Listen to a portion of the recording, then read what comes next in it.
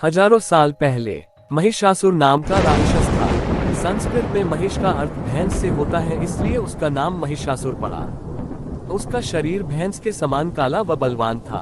अपने आप को सबसे शक्तिशाली बनाने के लिए उसने कई वर्षों तक भगवान ब्रह्मा की तपस्या की। भगवान ब्रह्मा उसकी तपस्या से प्रसन्न हुए तथा उसे वरदान मांगने को कहा। तब महिषासुर ने अमर होने का वरदान मांगा तो ब्रह्मा जी ने ये देने से मना कर दिया। तब महिषासुर ने अपने अहंकार में किसी भी देवता या दानव से नहीं मरने का वरदान मांगा।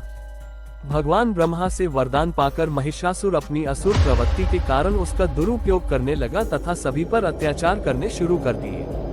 उसके अत्याचार से संपूर्ण मानव सभ्यता तथा देवता आतंकित थे। वह बेवजह मनुष्यों को मारने लगा तथा देवताओं को तंग करने लगा। इससे चारों ओर अधर्म की स्थापना हो गई व धर्म का कोई मूल्य नहीं रहा। पृथ्वी पर आतंक मचाने के बाद उसने इंद्र की नगरी पर भी आक्रमण कर दिया।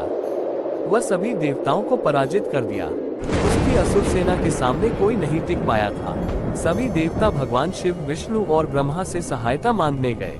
तब त्रिमूर्ति भगवान ब्रह्मा, विष्णु व महेश ने मिलकर एक योजना बनाई जिससे कि महिषासुर का उसकी सेना सहित नाश हो सके। इसके लिए तीनों ने अपने क्रोध से एक तेज उत्पन्न किया तथा सभी देवताओं ने भी इसमें अपना अपना योगदान दिया।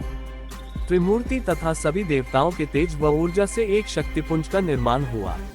वह उसमें से माँ दुर्गा का कात्यायनी रूप प्रकट हुआ। ये रूप अत्यंत भयानक था, जिसके 10 हाथ थे। फिर भगवान शिव ने अपना त्रिशूल, भगवान विष्णु ने अपना सुदर्शन चक्र, वह सभी देवताओं ने अपने अपने अस्त्र शस्त्र माँ कात्यायनी को दे दिए। उसके बाद माँ महिषासुर की सेना के पास गई व जोर जोर से गर्जना करने लगी। अपने सामने एक स्त्री को विनाशक रूप में देखकर महिषासुर की सेना को आश्चर्य हुआ। महिषासुर के साथ असुरों की पूरी सेना थी, जिनमें करोड़ों असुर थे, तो दूसरी ओर माँ दुर्गा अकेली।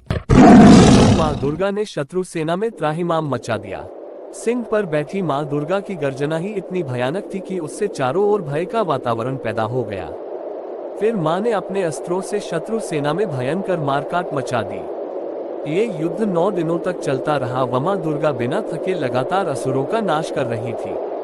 धीरे धीरे करके महिषासुर के सभी मित्र, सिपाही, मंत्रीगण, सेनापति इत्यादि मारे गए। अंतिम दिन अर्थात 10वें दिन महिषासुर का माँ दुर्गा से युद्ध हुआ। तब माँ दुर्गा ने भगवान शिव से मिले त्रिशूल से उसका वध कर डाला। इस प्रकार माँ दुर्गा के प्रचंड रूप ने महिषासुर का उसकी राक्षसी सेना सहित संपूर्ण नाश कर डाला। वह धर्म की पुनः स्थापना की। दोस्तों, आप हमारे चैनल पर नए हैं तो चैनल को जरूर सब्सक्राइब कीजिए और ऐसे ही पौराणिक कथा जानने के लिए बेल आइकॉन पर क्लिक कीजिए।